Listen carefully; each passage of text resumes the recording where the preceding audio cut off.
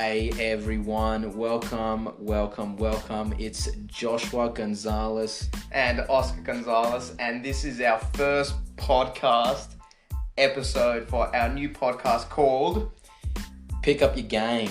Pick Up Your Game. So a podcast is something we've been wanting to do over the last year, and here's our first episode, and we're pretty much going to be documenting and just talking about how we started our business Pickup, where did the idea come from, and then probably just delving into how we managed to execute that idea. Yeah, so it's been a bit of a journey, and don't get me wrong, we have so much space to grow into and so much room to move into, but I would really love to share what we learned over the past 3 years now, or even before that, because a lot of people ask me, how did you start? How did you get going? I want to start a business. What can I do to start a business? And I'd love to share it with people. So here we go. Let's do it. All right. So where do we start? So how did we get the idea? So to answer that question, we actually have to go back. So for as long as we can remember, we've always been trying to work out different ways on how to make money. So I can remember all the way back to primary school, I'd actually be at Ainsley shops window washing, just trying to make an extra $5, $10, just because it was fun. Not because, yes, because of the money, but purely because I just found it so fun being able to provide a service and get money out of it. So I think it's always been a bit about having a bit of fun with the work we do and what we can do to make money. We've always had that entrepreneurial sort of background, and our parents were always telling us to go, busk or go outside and see what we can do to make some sort of money. And they always had a little business and they would get us involved, and so we had one of the Hungry Jacks. I worked at Domino's for my first job, and then I worked at Caltex in Braddon for about 6 years actually, so a fair bit of time. But during that time, we continued doing things on the side. So the one that always stood out for Josh was iPhones. So, do you want to explain this? So there was always things that we're doing. So we'll talk about all of them now and all of the ways we used to make money.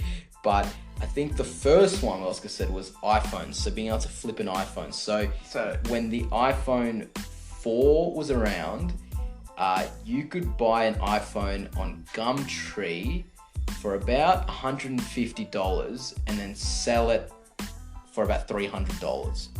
So about 100% return on an iPhone. Yeah. And that was awesome. It was good days, awesome days where we could go buy an iPhone 4 or an iPhone 4S, and sometimes even more than 100% return.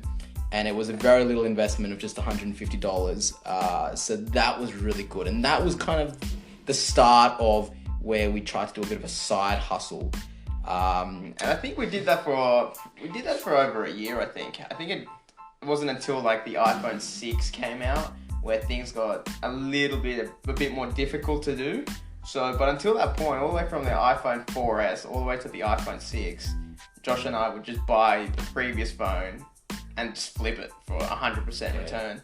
So you could probably still do it now. The only thing is that because phones have become so expensive, you're spending about, maybe to get a phone, $1,000, and you're only going to sell it for $1,200. So you're still going to make the $200 that we were making, but your percentage return is going to be nowhere near as good. So that's kind of why we stopped it, because the return wasn't, dollar-wise it's the same, but percentage-wise it's not as good. Awesome. So, look, that was flipping iPhones, but we also, we tried flipping free weights, anything at garage sales. Josh bought a knife one time for $2, then sold it for $70 on eBay, and this is one of those electric knives that what do you use it for? I bought an electric knife one time that was for cutting bread, and it had 2 blades, and it would go like that. It would move side by side, and I bought it from a garage sale. It cost me $2, and I came home, put it on eBay. I think I sold it for $70. I just had to wrap it up in bubble wrap and ship it away, and there you go. That was $68 I made just like that. So that was really good. Along the way, I started trading stocks. Sometimes I still do that as well, actually. So that's always good. That was always a good skill that I learned. And to do that, I read a lot of financial books. So I read countless amount of books of, on trading stocks, the technical analysis, the fundamental analysis, all about it, and the psychology behind trading stocks, and all of those books. And I got pretty good at it. And today, I still every now and then will trade some stocks to make a bit of money. But what else, Oscar? What else did we do? So those were a few of them. Those were a few of them. Look, we also did a bit of like tutoring on the side. We still do tutoring. I don't actually mind tutoring. We tutor in maths. If you're looking for a tutor in maths, let me know. I can tutor you. Anyway, but why are we talking about flipping? Why are we up to this point? And the reason is Josh came across this one flip that changed everything, okay? This is pretty much why we started the business, and it's because Josh tried flipping this one thing, and he tried flipping a car, okay? He tried flipping a Hyundai i40 grey sedan, which we actually own still, so we actually didn't manage to flip it at all. He bought it for, how much? $14,000 and was unsuccessful in flipping it. If you've seen us do a pickup in this car, it's because we still own it. We still haven't flipped it. Anyway, so take it away, Josh. Let them know what happened and how this led to pickup. So a lot of times, people ask, how did you come up with the idea for pickup? And because we wrapped it around the idea of getting home after a night out when you're drinking, they think, he was probably 18, he was probably having a good time, and he came up with the idea. But the truth is that no, as we just started talking, we were always looking for ways to make money and looking for ways of what service we could provide. So I was flipping, and I saw this car, and I thought to myself, you know what? I can make some money out of this car. And I bought it for $14,000, and I thought, you know what? I can sell this thing for $18,000, $20,000, about that, make $4,000, $5,000 profit. So I bought the car, and no one in the family was approving this car. Okay, no one wanted this car. They were disappointed that I had purchased this car. Why are you spending $14,000? Where are we going to put this car? What's it going to be? At this time, we already had, I think, 5 cars. So there was no space for the car, and there was no need for the car. It was purely because I was just trying to make money for it. It was, okay? It's probably been your worst investment so far. And so then I had bought the car, and because no one was supportive of it, no one wanted to help me go pick the car up. So I was like, well, okay, then I'll go do it myself. So off I went to go get the car, and of course, because no one was helping me, I had to catch the bus from Gungahlin to Red Hill. And as I was on the bus, I was sitting there, and it was such a long trip, and I was thinking, this sucks. And that is when I thought to myself, you know what? You know what would be a really good business idea? Is if someone could just drive the car for me and, bring it back to me. And I remember thinking to myself, well, how's that going to work? How is it going to work? Because if the driver drives there, how's he going to get back? And I was trying to work it all out in my head. And I was like, yeah, okay, that would be a really good business idea. That would be really helpful. So if someone could just drive my car. Anyway, I got the car, we got there, I drove it back, and I had this idea, and that was how I got the idea. I didn't act on it straight away. It wasn't a light bulb moment, oh my gosh, this is amazing, this is the best idea. It was more, hey, this is a good business idea, this might work. And I think I came home and shared it with Oscar, and I shared it with you. Yeah, so he came home, shared with us, and I think we all thought it was a good idea, and I don't think there was anything like it. So I remember thinking in my head, hey, if we were to do this, I think people would use it. I think it's a great idea, but we just didn't do anything about it. So that's how we came up with the idea of PKUP, but we really wanted to share how we actually went through so many different ideas just to come up with this one idea. A lot of people ask us, had you done business before this? I wouldn't say we had run a business, but we had tried different things just to get this. So the main advice Josh and I usually give is just start.